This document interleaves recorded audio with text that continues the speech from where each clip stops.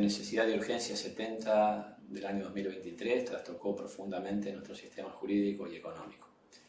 El tiempo en que estoy haciendo esta grabación todavía debe ser tratado por el Congreso, que podría aceptarlo o rechazarlo, pero ya está vigente.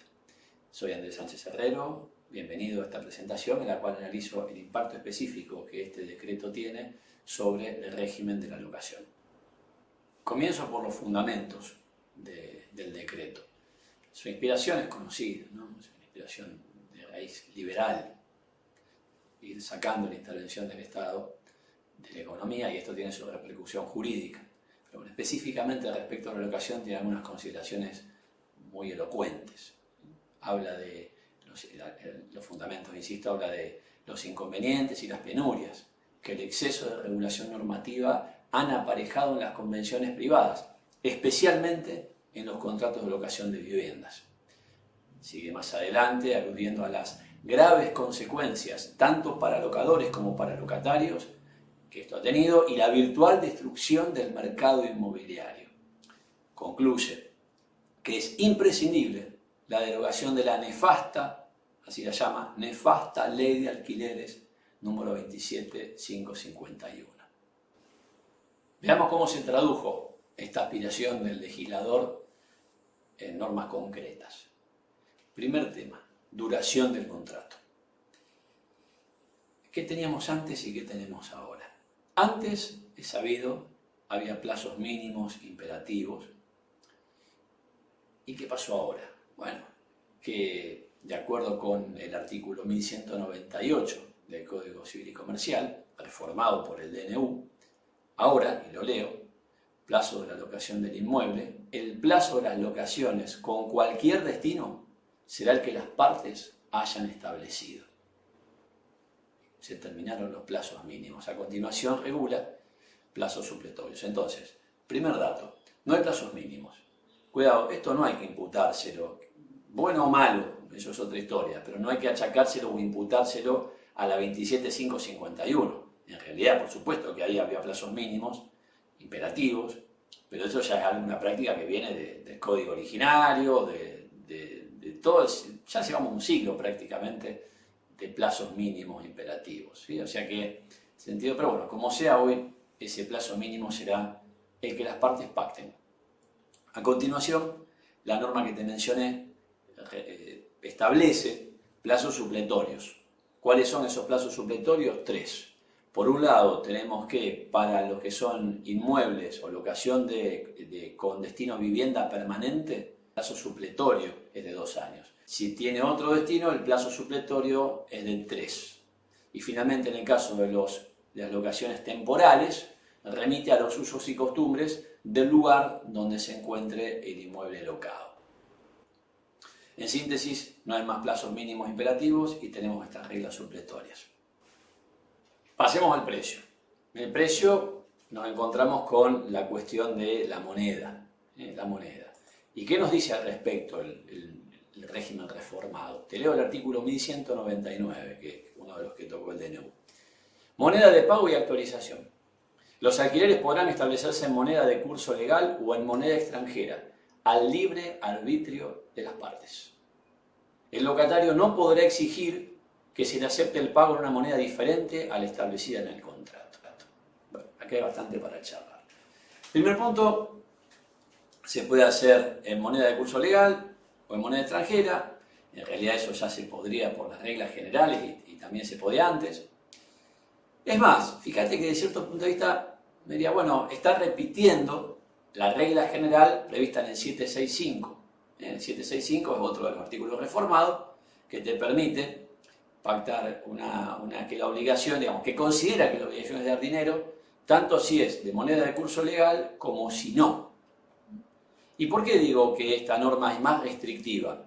Porque si vos te vas al 765, habla de una moneda que puede ser o no de curso legal en el país, mientras que el artículo 1199 que te di, específico para la locación, habla de una moneda de curso legal o de moneda extranjera.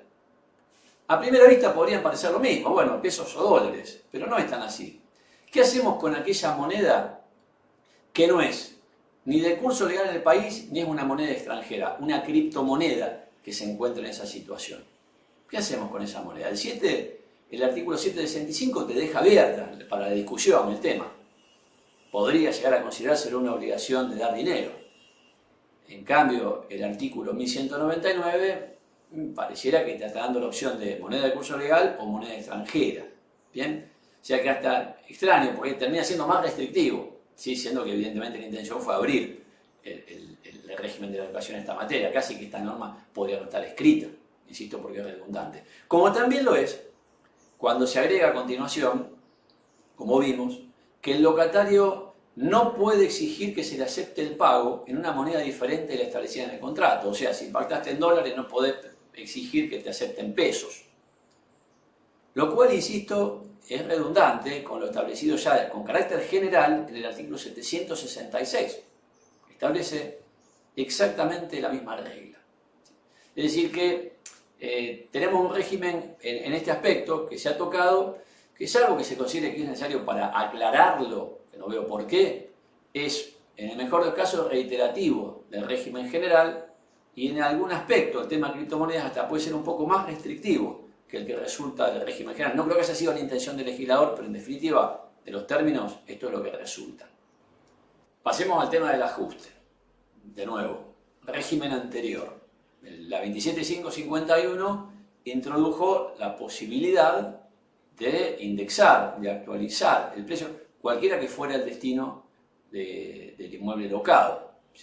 Es decir, era una excepción al régimen general de la ley de convertibilidad, o lo que subsiste la ley de convertibilidad, son los artículos 7º y 10º, que prohibían actualizar, indexar, etc.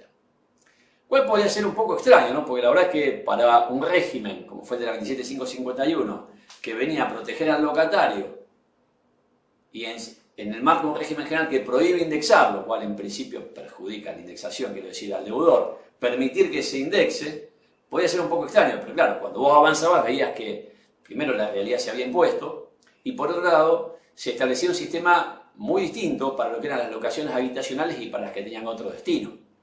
Y para aquellas que tenían, para las primeras quiero decir, que tenían las locaciones habitacionales, se establecía un sistema muy rígido en cuanto a cuál era el criterio o el índice de indexación, la periodicidad que no podía ser inferior al año, no se admitían los alquileres escalonados y desde ya no se admitía que recurrir a otros mecanismos de actualización. En cambio, había mucha libertad en lo que eran las locaciones no habitacionales, que pactaran el índice que quisieran, el ajuste con la periodicidad que quisieran, etc. Bueno, en este contexto, este era el contexto anterior. ¿Cómo impacta el DNU? Bueno, reforma radicalmente el sistema. Esto ahora lo tenemos en el artículo 1199, que comienza diciendo: las partes podrán pactar el ajuste del valor de los alquileres. Será válido el uso de cualquier índice pactado por las partes, y sigue. O sea que, ¿qué tenemos ahora en el nuevo sistema? Por lo pronto, lo más importante es que se mantiene la excepción a la prohibición de indexar que tiene la 2398 para todos los demás contratos. Este contrato sí se puede actualizar, sí se puede indexar. Desde ese punto de vista es más coherente esta reforma que la de 27551 al asentar la excepción, porque sí, está claro que no busca, por lo menos no lo declara así, beneficiar al locatario, particularmente por sobre el locador. Listo, que actualicen como quieran. El cambio importante no es ese, porque eso ya estaba, insisto, que se podía actualizar, sino que ahora sí se liberó por completo a todas las locaciones, incluidas las que tienen destino habitacional, y por ende se puede usar cualquier índice, y no hay problema tampoco en cuanto a la periodicidad. Antes solo una vez por año, ahora la periodicidad que pacten las partes. Obviamente se suprimió la prohibición, esa con la fórmula medio extraña que tenía el régimen anterior, la prohibición de los alquileres escalonados. Así que en síntesis, libertad total, por supuesto, estará sometido a las reglas generales, no sé, la lesión, supongamos, pero en principio las partes pueden pactar lo que prefieran. ¿Qué hay de la periodicidad del pago del precio? Bueno, arranquemos por el sistema anterior, aunque en buena parte sigue vigente. El artículo 1208 establecía reglas supletorias. O sea, destaco lo más importante, no había normas imperativas. en cuanto a la periodicidad del pago del precio. Supletoriamente se establecía que si la cosa alocada es mueble, el pago se tenía que hacer de contado, sin un pago único. Mientras que si la cosa alocada era inmueble, el pago se tenía que hacer con una periodicidad mensual. Insisto, esta era una regla supletoria. Siempre el pago era, supletoriamente, por adelantado. En el caso de la mueble, de punta todo, y en el caso de los inmuebles, por periodo, o sea que tenía que pagar un mes de alquiler. Este es el régimen anterior. ¿Qué nos da el DNU? Bueno, por lo pronto el 1208 sigue en pie, ¿sí? Sigue en pie en cuanto a lo que le estuve comentando, pero en el 1196 se dice: las partes pactarán libremente la periodicidad del pago, que no podrá ser inferior a mensual. Bueno, la libertad que se afirma en el 1196 ya estaba antes, porque no había una norma imperativa que te lo limitase. O sea que en ese aspecto no es nada nuevo. En realidad lo nuevo, medio extraño, por lo que es la inspiración de esta reforma, es la parte final, que dice que lo que sea que pacten no podrá ser inferior a mensual la periodicidad del pago. Antes no estaba esta restricción, ¿sí? O sea que ahora tenemos una norma imperativa que pone un límite a lo que las partes quieran pactar en esta materia. No es un límite serio, por supuesto, y va con las costumbres, pero es un límite al fin. Vamos al tema de los pagos anticipados. ¿Qué establecía antes el artículo 1196? Bueno, decía que no podía requerirse del locatario, inciso A, el pago de alquileres anticipados por periodos mayores a un mes, no más de un mes. ¿Sí? Y esta norma, te recuerdo, estaba prevista, como todo el 1196, para la locación con destino habitacional. Se ponía un límite, en definitiva, en esta materia. El DNU lo que hizo fue derogar este artículo y por lo tanto ya no existe ningún límite en cuanto a los pagos anticipados que se puedan requerir. Será lo que resulte del convenio de las partes. El inciso C del artículo 1196 se refería, ahora no está más vigente, pero se refería al valor llave, ¿sí? Y lo que nos decía es que no se puede requerir del locatario el pago del valor llave o conceptos equivalentes. Insisto, siempre estamos hablando de destino habitacional.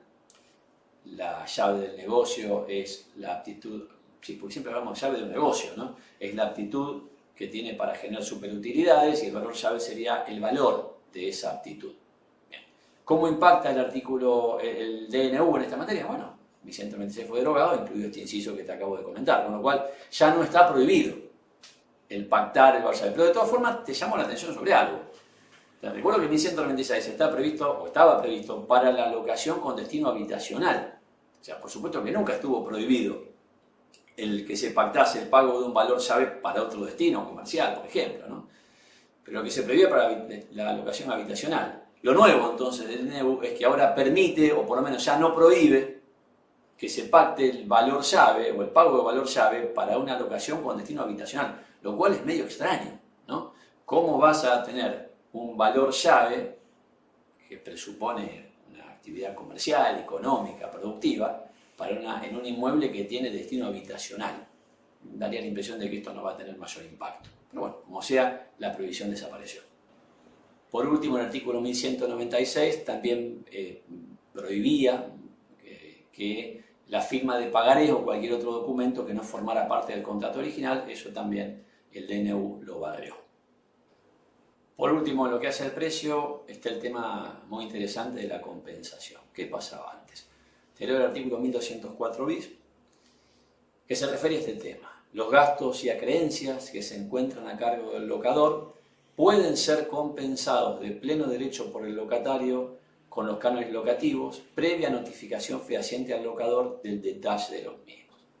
Situación entonces estaba porque, supongamos que el locatario, por X razón, tenía algún crédito contra el locador, realizó una reparación que no estaba a su cargo y tenía el correspondiente crédito frente al locador. Lo que esta norma le permitía era compensar, de manera tal que en el alquiler siguiente, deducir el crédito que él tenía contra el locador de su deuda y en todo caso pagar la diferencia, ¿sí? Sí, que una compensación muy expeditiva, porque no estaban todos los requisitos del régimen general de la compensación, y además de esto lo podía hacer con el solo hecho de notificar fehacientemente el detalle de esos montos al locador. Así estaba el tema, por supuesto. Después, si había una discusión, una controversia, había una revisión judicial, pero tenía derecho a hacer esto si realmente tenía esos créditos contra el locador.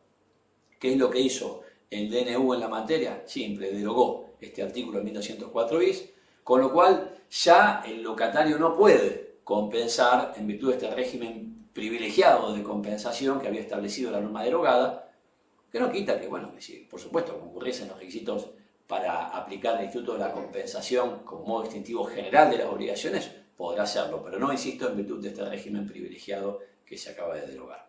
¿Alguna duda, algún comentario, sugerencia?